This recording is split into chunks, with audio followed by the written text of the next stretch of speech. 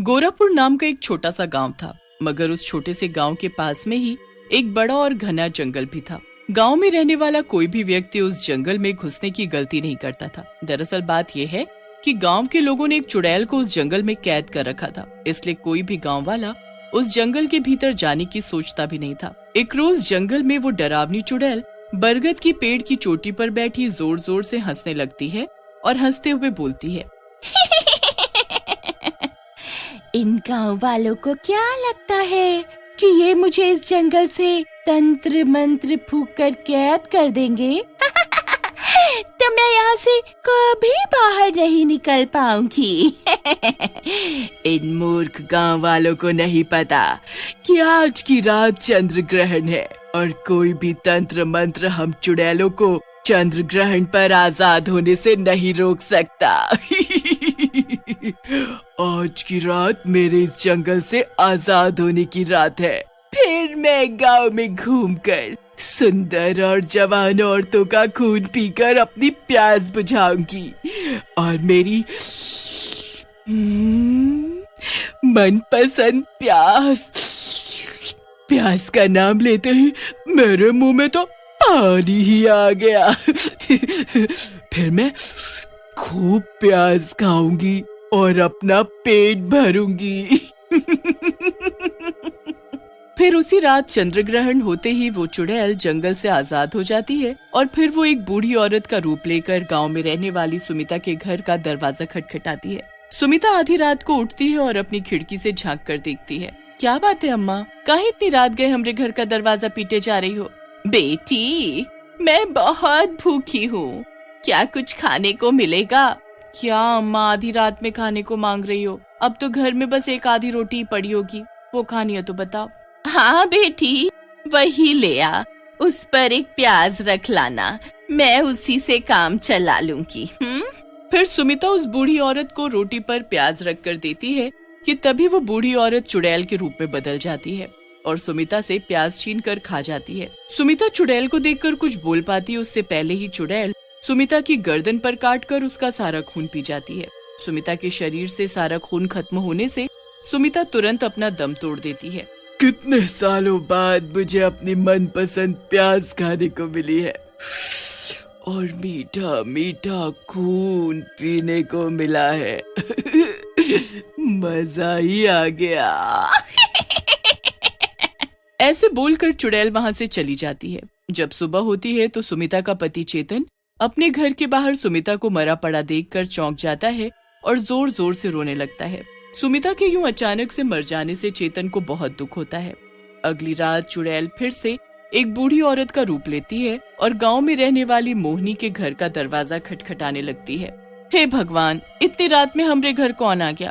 अरे तनिक ठहरो भाई, हम अभी आते हैं। मोहिनी दरवाजा खोलती है और देखती है कि उसके घर के बाहर एक बूढ़ी औरत खड़ी है।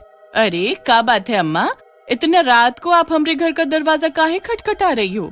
बेटी, बहुत भूख लगी है, इस बुढ़िया को कुछ खाने को दे दो। अरे अम्मा, अब इतने रात को कहाँ से कछु दें आपको? घर में जवन बना था वो सब तो खत्म हो गया।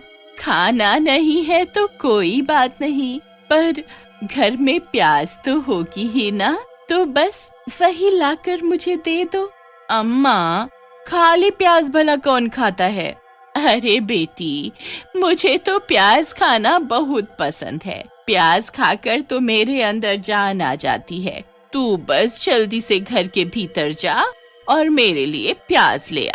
मोहिनी घर के भीतर जाती है कि तभी मोहिनी का पति गोकुल उठ जाता है और मोहिनी से बोलता है, अरे भाग्यवान, इतनी रात गए काहे खटर पटर किए जा रही हो? अरे कम से कम हमका रात को तो चैन से सोने दो।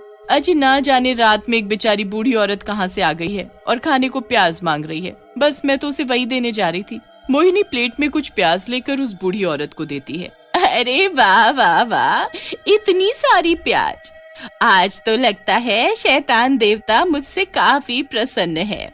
ऐसा बोलते ही बूढ़ी औरत चुड़ैल का रूप ले लेती है और मोहिनी से प्याज छीनकर खाने लगती है। अरे बाप रे, ये बूढ़ी औरत एक चुड़ैल है। अरे लड़की, तू ज्यादा शोर मत मचा, नहीं तो प्याज की जगह तेरा सिर चबा जाऊंगी मैं। ऐसा बोलकर चुड़ैल जल्दी से मोहिनी की गर्दन से चिपक जाती है और उसका सारा खून चूस लेती है। तभी शोर सुनकर गोकुल घर के बाहर आता है और देखता है कि मोहिनी जमीन पर मरी पड़ी है कि तभी उसकी नजर प्याज मांगने वाली चुड़ैल पर पड़ती है। मानना पड़ेगा, तेरे घर की प्याज खाकर तो मेरे तन बदन में चुस्ती फुर्ती आ गई और तेरी पत्नी का खून पीकर मजा ही आ गया। अगर अपनी जान प्यारी है तो भाग यहाँ से, भाग। ऐसा बोलकर चुड़ैल वहाँ से जंगल की ओर चली जाती है। चुड़ैल के जाते ही गोकुल तुरंत पूरे गांव में शोर मचाने लगता है और गांव वालों को इकट्ठा कर सबको उस प्याज मांगने वाली चुड़ैल के बारे में बताने लगता है। हाय रे कम बखत मारी मेरी प्यारी पत्नी को मार कर जंगल में भाग गई। हाय रे। अरे जरा देखो तो गांव वालों, कितनी बेरहम तरीके से मेरी पत्नी को उस चुड़ैल ने मार डाला। अरे मोहिनी ने तो उसे बूढ़ी औरत समझकर प्याज खिलाई थी, पर वो चुड़ैल तो मेरी पत्नी का खून भी पी गई। हाय हाय हाय हाय रे। गोकुल की बात सुनकर और मोहिनी को मरा देखकर पूरे गांव में हड़कंप मच जाता है। हे भगवान, ये कैसी चुड़ैल है जो प्याज मांगकर खाती है और औरतों का खून पी जाती है। अरे हमका तो बहुत डर लग रहा है, हम तो अब से घर में प्याज रखना ही बंद कर देंगे। हाँ। फिर अगले दिन जैसे ही रात होती है, सभी गांव वाले चुड़ैल के डर से अपने खिड़की दरवाजे बंद कर लेते हैं। रात के 12 बजते ही चुड़ैल गांव में घूमने लगती है। रोज रात को प्याज खाने से मेरे शरीर में बहुत ताकत आ गई है। अब मैं इन गांव वालों को अच्छा सबक सिखाऊंगी। ऐसा बोलकर वो चुड़ैल फिर से एक बूढ़ी औरत के रूप में बदल जाती है और गांव में रहने वाली शांति के घर का दरवाजा खटखटाने लगती है। अरे ओ बेटी, मुझ बुढ़िया को कुछ खाने को दे दो। अरे रोटी सब्जी ना सही, थोड़ी प्याज ही खाने को दे दो, मैं उसे ही खाकर अपनी भूख मिटा लूंगी। अरे मर गई रे, लगता है बाहर दरवाजे पर प्याज मांगने वाली चुड़ैल है। अजी गप्पू के पिताजी जरा उठो, बाहर दरवाजे पर प्याज मांगने वाली चुड़ैल खड़ी है और जोर जोर से दरवाजा पीटे जा रही है।